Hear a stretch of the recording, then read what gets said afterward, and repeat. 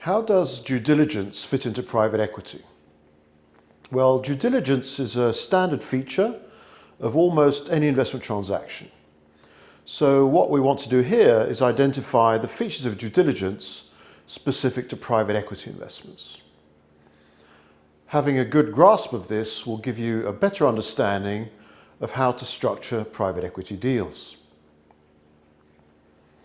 Let's start by reminding ourselves about what due diligence is all about. Due diligence simply means checking facts. In an investment, the other side will present a company or an investment opportunity to you. If you have investors of your own, it is normally your fiduciary duty to make your best efforts to make sure everything presented to you is accurate. In other words, you need to have exerted due diligence in your checking, hence the term due diligence. It means you need to have done stuff properly and diligently. The way you perform due diligence is by firstly asking for information, secondly checking the information is accurate, and thirdly sometimes by actual investigating. Sometimes you rely on your counterparty to provide information. Sometimes you investigate directly or through consultants that you appoint. What you're hoping for is that the due diligence process confirms what has been presented to you. If you discover things that do not correspond with what was initially presented, this will have the effect of eroding or even destroying the trust built up. There may come a time where trust has been eroded to the point that you walk away from the deal. In private equity, the trust factor is more important because generally what is being entered into is a partnership with management and other shareholders for a multi-year period, which requires trust to succeed. Let's now list the types of due diligence we usually do by area of competence. The main areas are firstly business due diligence, secondly accounting due diligence, thirdly legal due diligence, fourthly technical due diligence, and fifth environmental, social and governance due diligence, referred to as ESG. We will discuss each of these five in details in a minute. These different types of due diligence will normally be performed by any kind of investor contemplating an investment transaction. So let's look at due diligence from a specifically private equity point of view. In a private equity deal, due diligence will normally start after a term sheet has been signed. This means that an initial relationship has been formed between the parties and a certain amount of information has been handed over by the company to the private equity investor. So in a private equity due diligence, we are looking for the exercise to firstly reinforce our initial trust in the other side by confirming what they have said. Secondly, to verify the information already provided. And thirdly, to dig up new information we still do not have. Let's talk about trust for a moment. Trust is a vital building block of any private equity partnership, more so than any other asset class. When due diligence uncovers something, there are two possibilities. The first is that we uncover something the other side does not know about their company, or where they made an honest mistake. This happens, especially in smaller companies with perhaps rougher accounting and reporting systems, or maybe where an aging owner is losing some of his grip on all the details, for example. If we are satisfied that there was no intent to deceive us, we can continue. Sometimes it might be a bit of a grey area, in which case cultural factors may need to be considered. An example of this is an Italian family-owned private company, where often two sets of books are the way for these companies to reduce their otherwise onerous tax bill. If we are active in such a market, we will have to be flexible and manage ambiguities. The second case is that we uncover something which clearly points to us having been misled. This is a problem because you cannot have a partnership without trust. So in this case, we need to walk away or alternatively buy the other party out completely so that they are gone and we can manage the asset without them. Sometimes you may have a real dilemma. For example, when an entrepreneur's books showed a sudden surge in sales, which we discovered to be artificial. And when we confronted him, he claimed he did not know and that his sales director had misunderstood and gone rogue. Maybe. It's what they call plausible deniability. The deal was done anyway, though. Okay, having given some private equity flavour to our due diligence, let's look in detail at the different types I mentioned earlier. Accounting due diligence is all about checking the numbers. It would normally be performed by external specialists. These could be one of the big four accounting firms doing a full audit, or alternatively a small local firm doing some kind of more limited review. The choice of the firm will be driven by the cost and whether it's important for the private equity investor to have a report of some kind with a brand name on it or not. And this is a point worth noting, that of the importance of both substance, the work done, and form, the brand standing behind the work. Often funds will have a policy that any report must be done by a so-called brand name. This obviously costs more, so it's more common with the larger funds. The accountants will look at the numbers provided and possibly look in more depth at certain sensitive areas. They will report on any deviations from what was presented. In the case of a startup, there may be not too much to analyse. In growth or buyouts, there will be more assets and liabilities to look at. One important factor will be whether the company's accounts are audited already or not. In private equity mid-cap, investee companies frequently do not have audited accounts at the time the investment is made. Legal due diligence is performed by a law firm with the same considerations of cost and brand name I mentioned before for accounting firms. The lawyer will check the company's legal health. He will check if the company legally owns its assets, if there is litigation outstanding, if the employees are legally hired, if the company complies with relevant regulations, if the company owns or has properly registered its patents and intellectual property. Some things, such as outstanding litigation, are pretty universal things to check. Other things may have different levels of importance depending on the kind of company. With a chemical company, you may check it complies with safety regulations. With a software startup, you may check if it owns its intellectual property.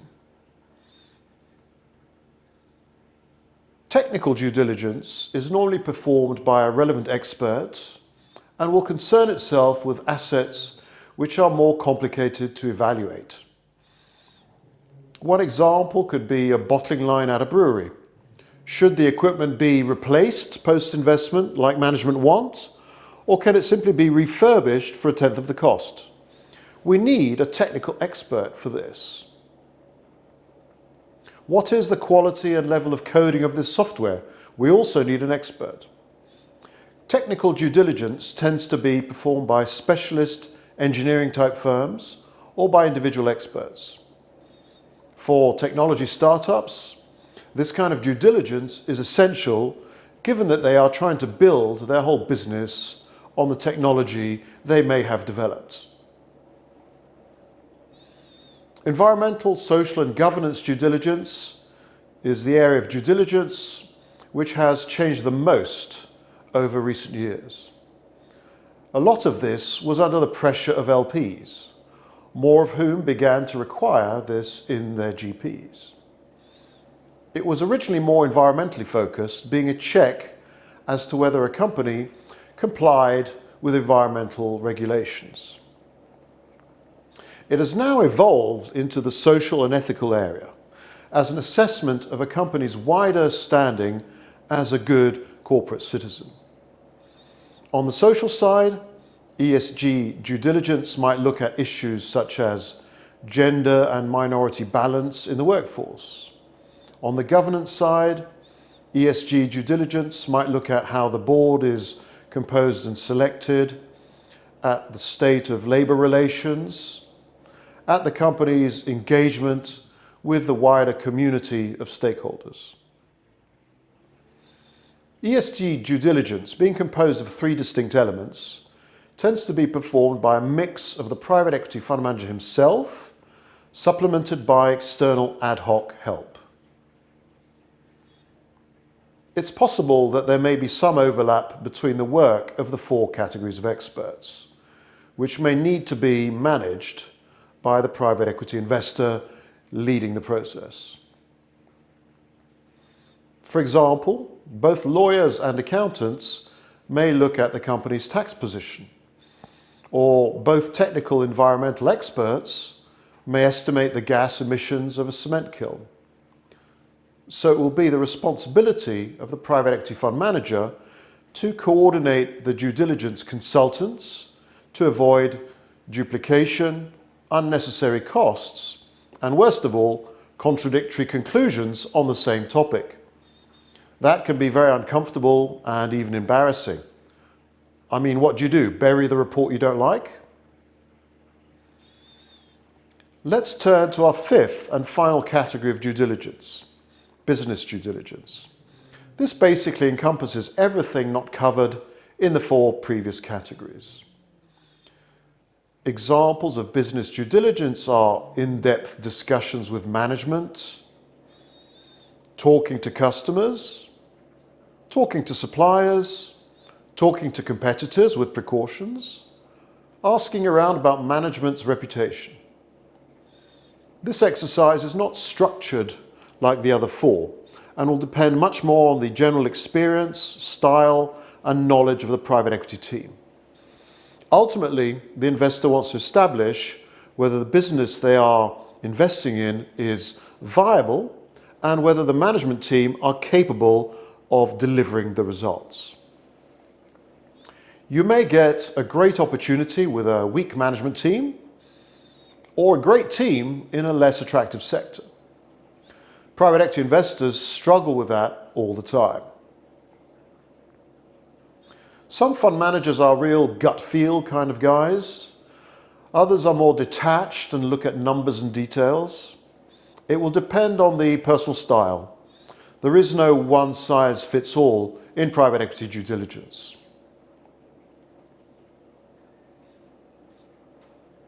Having discussed the 5 types of due diligence, let's look at how the whole process is managed.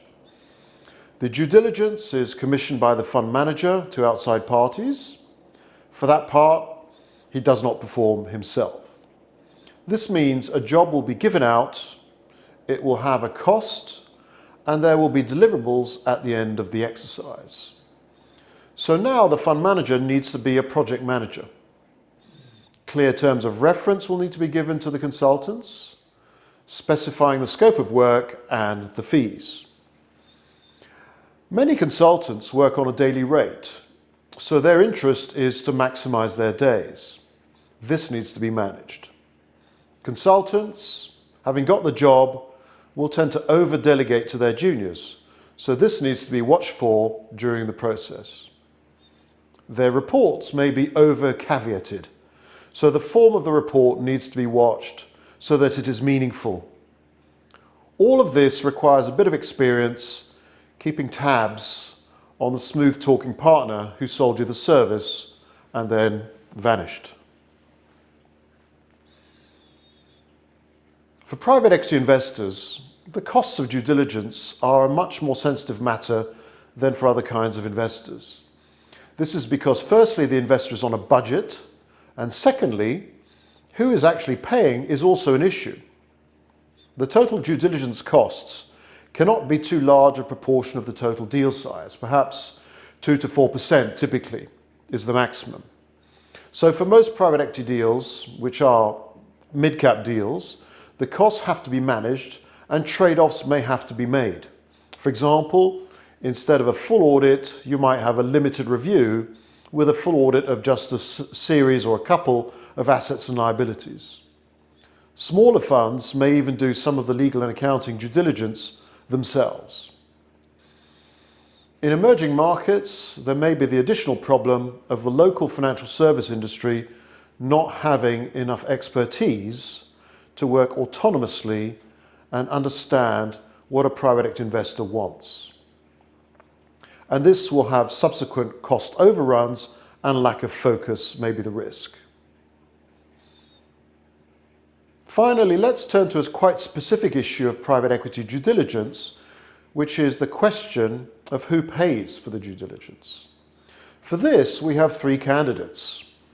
The first is the company, object of the potential investment. The second is the private equity fund as part of the transaction costs of the investment. And the third is the fund manager himself out of his management fees rather than out of the fund he is managing. This can get complicated. If the company or entrepreneur is asked to pay, they may say, "You want it, you pay."